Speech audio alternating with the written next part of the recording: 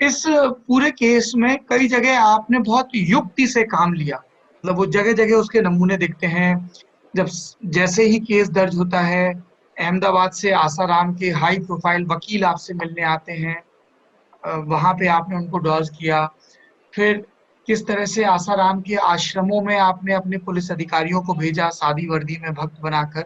और तीसरा, जानबूझकर मीडिया में ये खबर प्लांट करना कि हमें आसाराम के वेयर अबाउट्स के बारे में पता चल गया और हम उसको गिरफ्तार कर लेंगे, और फिर आसाराम एकदम से भोपाल वाले में आता है। तो जरा स्टेप बाय स्टेप बताइए कि ये क्या कैलकुलेशन थी और उन लोगों की क्या रिएक्शन आ रही थी। सबसे पहले तो वकील, जैसे ही जब ये खबर पब्लिक हुई एकदम से हर कोई एक्टिव हो गया होगा उनकी तरफ से भी। हर कोई एक्टिव हो गया था, और उनके जो भी पैनल लॉयर रहे होंगे, उन्हीं के आश्रम को जो मैनेज करते हैं, उनके एक एडवोकेट्स की टीम मुझसे ऑफिस में आकर मिली, और उन्होंने मुझसे केस के बारे में जानना चाहा। और उनका एकमात्र जानने का मकसद ये था, उनको ये लग रहा था कि अगर ये केस मेड आउट होता है तो वो टाइम रहते एंटीसिपेटरी बेल के लिए अप्लाई करें, ताकि आसाराम को गिरफ्तार करने से पहले ही उसको जमानत मिल जाए। जी। जनरली जल्दबाजी में कई बार हमारे पुलिस से ये गलतियां होती हैं कि हम विक्टिम का स्टेटमेंट लिया, विक्टिम के साथ वालों के कुछ स्टेटमेंट लिया, सीन ऑफ क्राइम से एक स्टोरी बिल्ड करी, और जो कुछ एविडेंस मिला उस एविडेंस के आधार पर हम गिरफ्तार करने की जल्दबाजी कर रहे थे, और बाद में कुछ एविडेंस गिरफ्तारी के बाद भी जुटाते रहते हैं। अनफॉर्चुनेटली इतनी जल्दी गिरफ्तारी में सारे एविडेंस आ नहीं पाते, और अक्यूज्ड को इमीडिएटली बेल मिलने का चांसेस बढ़ जाता है। अगर उस वक्त में एडवोकेट्स को ये कह देता कि हाँ, आसाराम के खिलाफ हमारे पास एविडेंस है, तो मेरे ख्याल से वो very next day anticipatory bail के लिए अप्लाई करते। और मैं तो उससे भी वर्स्ट सिचुएशन एंटीसिपेट कर पा रहा था कि हो सकता है खुद आसाराम आके दूसरे दिन सरेंडर कर देते पुलिस के सामने, और वो कहते मुझे गिरफ्तार करना। तो तब तक तो हमारी फाइल में बहुत ज्यादा कुछ एविडेंस था नहीं, और उतने वीक एविडेंस के साथ हम गिरफ्तार करके कोर्ट में जाते, या तो बेल मिल एडवोकेट्स की जाती। तरफ से एंटीसिपेटरी बेल लगा दी जाती। हम्म। दोनों ही सूरत में आसाराम जेल में एक दिन दो दिन से ज्यादा नहीं रहता, या एंटीसिपेटरी बेल मिल जाती तो गिरफ्तार भी नहीं हो सकता था। ऐसे में ये जरूरी था कि हम टाइम बाई करें, हम्म। ताकि सामने वाला पक्ष, जो आसाराम वाला पक्ष था, वो ये सोचता रहे कि नहीं, अभी तो इनके पास कुछ भी मैटर है नहीं, ये तो सिर्फ और सिर्फ मीडिया क्रिएशन है, मीडिया के द्वारा क्रिएट किया हुआ है, पुलिस के पास हमारे खिलाफ कोई साक्ष्य नहीं है। ऐसा भ्रम उनमें बनाए रखना जरूरी था, ताकि उस वक्त में हम पर्याप्त एविडेंस इकट्ठा कर सकें।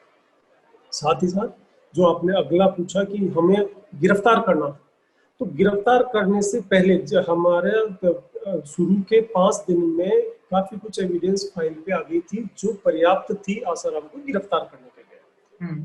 लेकिन अभी भी हम गिरफ्तार नहीं करना किए उस स्ट्रेटजी के तहत चल रहे थे, क्योंकि हमें दो चीजें तब तक तय नहीं हुई थी। एक तो ये आभास नहीं था वो दूसरे स्टेट में आसाराम के खुद के आश्रम से उसको गिरफ्तार करना है, तो कितना रेजिस्टेंस गिरफ्तारी के समय आएगा, किस तरह की कोई कैजुअलिटी ना हो, ये सुनिश्चित करना भी जरूरी था।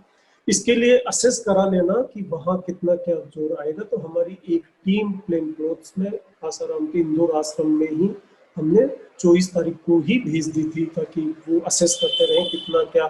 हमें वो स्ट्रेटजी भी बनानी थी कि किस तरफ से आश्रम में एंटर होना है, किधर से उठा के निकलना है, निकलते समय किस तरह का विरोध होना है, वो सारा भी हमें स्ट्रक्चराइज करना था। साथ ही साथ कितना विरोध आएगा, इसके लिए हमने 25 ऑफ अगस्त को एक नोटिस सर्व कराया आसाराम को। उस नोटिस सर्व कराने में भी हमें करीब करीब 8 घंटे लग गए थे। वो काफी लोग, करीब 7-8 हजार लोग आश्रम में इकट्ठे हो गए थे। नोटिस सर्व भी आसाराम को होने नहीं दिया गया। तो वो टीम का वहाँ एकमात्र पर्पज यही था कि हम हमारी स्ट्रेटजी को बिल्ड करें, प्लानिंग कर सकें कि जिस समय गिरफ्तार किया जाएगा तो क्या क्या ऑब्स्टेकल हमारे सामने आ सकते हैं। इसके साथ ही साथ दूसरा जो पर्पज था टाइम बाई करने का, वो ये था कि इनिशियली जब एफआईआर दर्ज हुई थी तो पूरे हिंदुस्तान में जगह जगह प्रोटेस्ट हो रहे थे, कई प्रोटेस्ट वायलेंट भी थी, कई जगह आगजनी और तोड़फोड़ भी हुई थी। शुरू के एक सप्ताह तक कंप्लीट पब्लिक ओपिनियन आसाराम के पक्ष में था। हम ये चाहते थे, वो नोटिस दे करके हमने आसाराम को 5 दिन का और वक्त दिया पुलिस के सामने पेश होने का। और हमें ये पता था कि आसाराम अगर पेश हो गया तो अब भी हमारे पास और वक्त था एविडेंस इकट्ठा करने के लिए, हम और वक्त चाह रहे थे। अगर 25 को नोटिस दिया, 25 को भी आसाराम आता था, तब तक एविडेंस कम था, तो ये भी सुनिश्चित करना था कि हम नोटिस तो देवें लेकिन आसाराम आवे नहीं। इसके लिए हमने जो एलओसी जारी करवाया, लुकआउट कॉर्नर नोटिस होता है कि विदेश भागने की कोई कोशिश करे तो उसको गिरफ्तार किया जा सके, वो लुकआउट कॉर्नर नोटिस जो जारी हुआ उसकी सूचना हमने इनके एडवोकेट्स को दे दी, ताकि एडवोकेट्स को कम से कम ये पता लग जाए कि इसमें आसाराम की गिरफ्तारी होनी है। अब जब उनको पता लग जाए गिरफ्तारी होनी है तो अब आसाराम सरेंडर या जोधपुर पुलिस के सामने नहीं आएगा, क्योंकि उसको पता है अरेस्ट होगा। और वो हमें अगला अब वक्त मिला कि जब ये नहीं आता है तो लगातार मीडिया में आसाराम के खिलाफ अब तक जो उनके भक्तों के द्वारा, उनके सपोर्टर्स के द्वारा जो माहौल बनाया जा रहा था, वो माहौल बदलने लगा। मीडिया ने बार बार ये कहा कि पुलिस ने तो लगातार मौके दिए हैं आसाराम को अपना पक्ष रखने के, और फिर भी वो पक्ष नहीं रखा जा रहा, तो पब्लिक ओपिनियन हमारे पक्ष में बनता गया।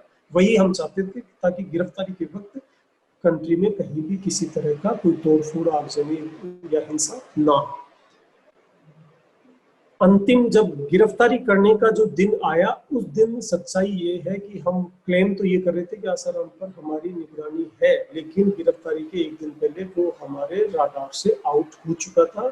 हमारी फील्ड के किसी भी यूनिट को तब तक पता नहीं था कि आसाराम अब है कहाँ। हमें गिरफ्तार करने के लिए हमने टीम इंदौर के लिए एक डेडिकेटेड टीम ऑफिसर्स के साथ कुछ कमांडोज को भेजी थी। वो टीम रवाना जब इंदौर में कर रहा था, उस समय मुझे ये पता था टीम इंदौर जा रही है, लेकिन इंदौर में आसाराम है नहीं, क्योंकि इंदौर आश्रम में हमारी टीम ऑलरेडी मौजूद थी। वो भी बता रही थी कि आसाराम यहाँ है नहीं। तब ये सोचा गया कि एक बार ये टीम इंदौर जाती है और कुछ समय बाद आसाराम का जहाँ कहीं पता लगेगा वहां या तो इसी टीम को डाइवर्ट कर दिया जाएगा या कोई दूसरी टीम भेजी जाएगी। तो आसाराम कहाँ छुपा हुआ है ये पता करने के लिए, क्योंकि उस समय ये पब्लिक में लगातार इस पर नजर रखी जा रही थी मीडिया के मार्फत। तो उस दौरान फिर मैंने एक प्रेस कॉन्फ्रेंस बुलाई जिसमें पूरा नेशनल मीडिया मौजूद था, और उनके सामने ये डिक्लेयर किया कि हाँ, आसाराम को बहुत जल्दी गिरफ्तार कर लिया जाएगा, हमारी टीम बहुत जल्दी उसके पास पहुंचने वाली है। ये सूचना आसाराम तक भी पहुंची, और जो ही आसाराम तक ये सूचना पहुंची तो वो जहां कहीं भी उस समय वो भोपाल के आसपास किसी जगह पे छुपे हुए थे, तो ये सूचना उन तक भी पहुंची कि टीम पहुंचने वाली है, गिरफ्तार करने वाली है। तो वो अपने हाइड आउट से निकल के भोपाल एयरपोर्ट पे पहुंचते हैं, और भोपाल एयरपोर्ट पे जो कमांडेंट थे उनका मैसेज आता है कि आपकी टीम तो इसको गिरफ्तार करने आ रही है, तो मेरे एयरपोर्ट पे यहाँ बैठा है। और इस तरह से जब पता लगता है तो हमने फिर वहाँ के लोकल जो मीडिया था भोपाल का, उनको सूचित किया कि भोपाल पे है जिसको पुलिस टीम अरेस्ट करने आ रही है। फिर वो मीडिया की टीम आसाराम के पीछे लग जाती है, वो एयरपोर्ट से निकल के भागता है, सीधा जाके उसी हाइड आउट में जहाँ हमारी टीम पहले से इंतजार कर रही थी, इंदौर वाले आश्रम में। तो मीडिया ने भी आपका काम आसान कर दिया फॉर अ चेंज। मेरा ये मानना है कि मीडिया पब्लिक वॉइस है, और पब्लिक ओपिनियन बिल्टअप करने में मीडिया का अहम रोल है। इस बुक में भी मैंने काफी एलाबोरेटली डिस्क्राइब किया है कि आप पब्लिक तक पुलिस का जो परसेप्शन है, पुलिस के बारे में पब्लिक जो सोचती है, उसके लिए सबसे अच्छा जो माध्यम है वो मीडिया है। और अगर मीडिया को सही वक्त पर पूरे फैक्ट्स बता दिए जाए, ब्रीफ करते रहे, जैसे आप लगातार कोई चीज उनसे छुपाई नहीं जाए।